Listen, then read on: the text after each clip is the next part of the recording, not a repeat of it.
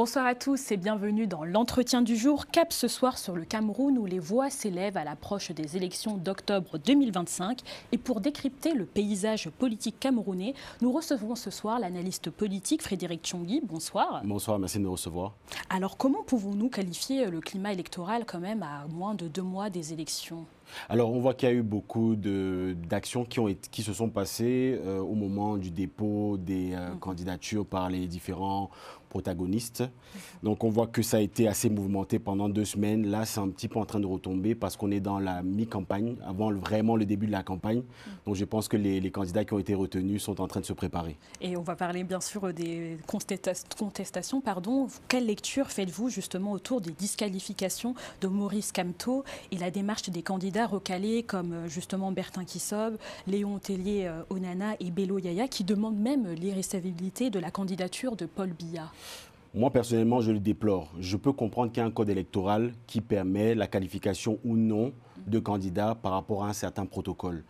Mais nous sommes dans une démocratie jeune. Je ne pense qu'il ne faudrait pas appliquer le code électoral à la lettre, mais faire preuve de flexibilité, afin que l'ensemble des Camerounais soient représentés par les candidats pour pouvoir avoir le plus large éventail de possibilités de choix du candidat qui représente mieux leurs intérêts. Donc le fait de bannir un candidat par rapport à un autre, surtout s'il représente, et on l'a vu par exemple avec le professeur Maurice Kamto, qui a fait, même si ce n'est pas, on va dire c'est quand même significatif, il a fait 14% en 2018, ça reste un candidat qui est plébiscité par un groupe de Camerounais, donc c'est dommage qu'il ne fasse pas partie des derniers concurrents. D'ailleurs, quels sont, selon vous, les principaux éléments contestés dans la procédure donc, de disqualification de Maurice Kamto et des autres candidats mais recalés?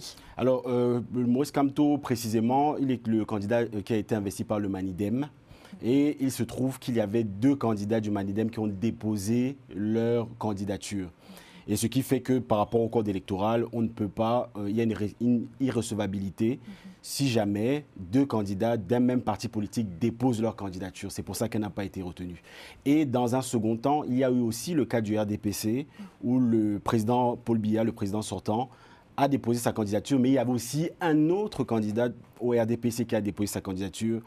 Mais il y a eu recevabilité de la part du président de la République, ce qui montre 2 poids 2 mesures malheureusement dans le choix des candidats qui peuvent se présenter. Et justement, ces 2 poids 2 mesures, comment sont-elles perçues par l'opinion publique camerounaise? Est-ce qu'il y a des risques de tension, même voire de troubles, de contestation justement de la part de la population aussi? Forcément. Forcément, lorsque l'on se rend compte qu'il y a un candidat qui a la possibilité de se présenter. Et nous le savons, si vous avez suivi l'actualité, vous voyez qu'il y a eu un recours qui a été déposé par le bâtonnier Akeremouna, qui est aussi candidat qui a été retenu pour pointer du doigt les raisons pour lesquelles le président sortant ne devrait pas être investi et qui sont les mêmes en réalité que le professeur Maurice Kamto. Mais on voit malheureusement qu'il y a 2 poids 2 mesures. Donc il y a un questionnement, ça c'est sûr, il y a un questionnement de la population par rapport à cette dualité-là qui en réalité montre les tares en réalité du processus électoral au Cameroun. Et d'ailleurs, est-ce que c'est inédit ce bras de fer entre le pouvoir et l'opposition où on observe une répétition justement de schémas antérieurs? Non, c'est pas inédit. Déjà en 2018, il y a toujours eu des questionnements, on va dire, comme on arrive à la fin, il faut le dire, par rapport à l'âge du président et aussi par rapport à la répétition des processus électoraux qui commencent à s'enchaîner, c'est-à-dire qu'on est déjà au 8e mandat du président. Il y a de plus en plus de forces qui s'élèvent pour pouvoir dénoncer en réalité la mainmise du pouvoir par sur le processus électoral par le pouvoir en place. Donc on voit qu'il y a un questionnement de plus en plus marqué au niveau du processus électoral. Et à quoi doit-on s'attendre dans ce cas-là? La réponse du Conseil constitutionnel à ces recours pourrait-elle justement influer sur les dynamiques de campagne et sur la mobilisation aussi des électeurs? En réalité, le Conseil constitutionnel, malheureusement, on le constate, c'est un constat, je ne suis qu'un analyste, mais malheureusement, on se rend compte, et je vais reprendre le terme que j'ai utilisé plus tôt, il y a 2 poids 2 mesures. C'est-à-dire qu'on a l'impression que le Conseil constitutionnel favorise en réalité le pouvoir en place. Donc, comme je l'ai expliqué par les faits tout à l'heure, il y a effectivement l'irrecevabilité d'un candidat pour les mêmes raisons que qui a les mêmes, où il y a les mêmes raisons en réalité de ne pas le qualifier parce qu'il y a un membre de l'opposition qui a été aussi dans la même situation. Donc, en fait, le Conseil constitutionnel, malheureusement, manque de crédibilité dans le rendu de ses décisions. Monsieur Tchoungui, le mois dernier, le président Paul Biya, âgé de 92 ans, a annoncé sa candidature pour un 8e mandat.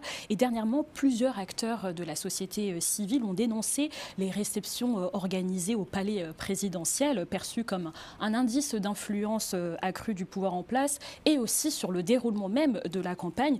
Comment interpréter justement ces nombreuses réceptions? S'agit-il, selon vous, d'un outil d'influence?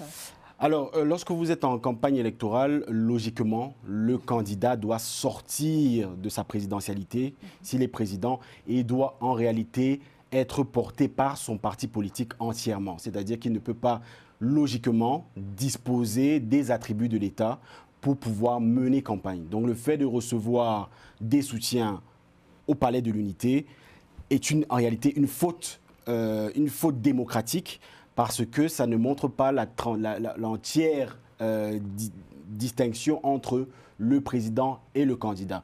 Et effectivement, ça porte à question, c'est-à-dire est-ce qu'aujourd'hui, pour mener campagne, le parti au pouvoir utilise les attributs de l'État pour pouvoir financer et pour pouvoir porter cette campagne? C'est une question qu'on peut se poser. Et est-ce que justement il y a des répercussions par rapport à cela? Non, pour l'instant, il n'y a pas eu vraiment de répercussions parce que malheureusement, ce sont des pratiques qui se sont démocratisées. C'est-à-dire qu'on est dans ce schéma depuis très longtemps. Et je pense aujourd'hui que l'opposition, malheureusement, devra se concentrer sur l'essentiel. Effectivement, il y aura beaucoup d'actes comme cela à dénoncer, mais il faut qu'il se concentre sur comment on va faire pour battre le président sortant lors des élections présidentielles. Et donc ce genre d'acte-là reste quand même quelque chose qui ne va pas mobiliser en réalité l'opposition pour dénoncer ce qui se passe. Il n'y aura pas même un penchant sur l'irrecevabilité du président Paul Biya avec justement ces réceptions-là? C'est trop tard. Je pense que c'est déjà trop tard dans le sens où le Conseil constitutionnel a déjà statué.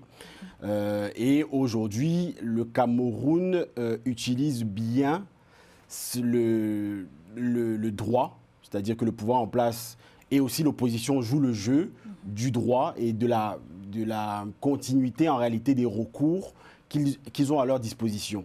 Donc il y a déjà eu Maître Akeremouna qui a saisi le Conseil constitutionnel pour destituer le président Paul Biya en tant que candidat. Ça n'a pas marché. Je ne pense pas qu'ils repartiront une nouvelle fois devant le Conseil constitutionnel. Et la perspective d'un 8e mandat pour Paul Biya cristallise-t-elle de nouveaux clivages de tensions au sein de la société camerounaise, vous pensez?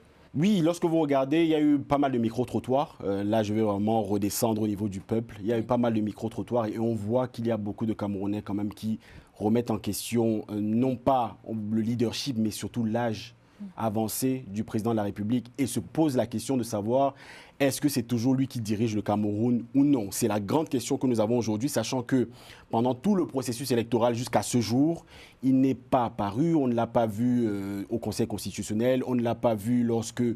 le bâtonnier Akeremouna a questionné la possibilité pour le président d'être toujours en capacité de gérer le Cameroun.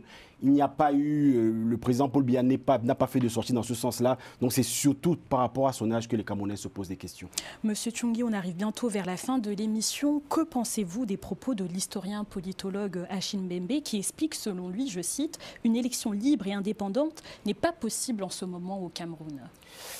Je le rejoins parce que malheureusement, pour l'analyse qu'on a posée tout à l'heure, c'est-à-dire qu'on a l'impression que le pouvoir et l'homme politique, donc il y a en fait cette trilogie, c'est-à-dire le pouvoir, cette tripartite, pardon, le pouvoir en place, l'homme d'État et le candidat, qui en réalité, on a l'impression que c'est une seule et même personne. Et il y a aussi, je pense qu'il est très important de le dire dans cette émission, que l'opposition ne devrait pas partir en ordre dispersé parce qu'effectivement, on pointe du doigt beaucoup le pouvoir en place, mais on voit qu'il y a une opposition qui part en ordre dispersé et ce qui fait qu'il y a une volatilité en réalité des voix qui va se poser. Et pour pouvoir peser, même s'ils sont battus, mais par la suite, faire front commun va toujours plus leur donner d'impact que s'ils partent en ordre dispersé. D'ailleurs, l'absence d'un fichier électoral consultable est mise en avant comme, un obstacle majeur. En quoi ce problème remet-il en cause les principaux fondamentaux du scrutin démocratique?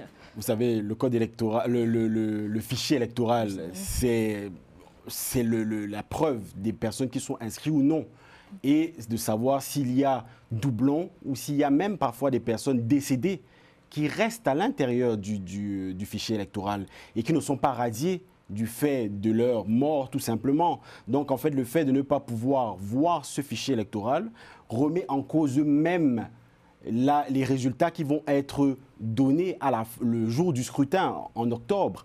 Donc il faudrait que ce fichier électoral soit consultable par l'ensemble des candidats, mais aussi par la société civile, afin de réellement réaliser un recensement, être sûr que les personnes qui sont inscrites dans cette localité existent vraiment pour ne pas qu'il y ait un bourrage d'urnes, par exemple, dans certaines localités, que ce soit par le pouvoir en place ou par l'opposition. Et vous pensez qu'il sera mis en place d'ici octobre 2025 ? Je l'espère. Dernière question, que faudrait-il observer de près, justement, dans les semaines à venir pour évaluer la bonne tenue de ces élections ?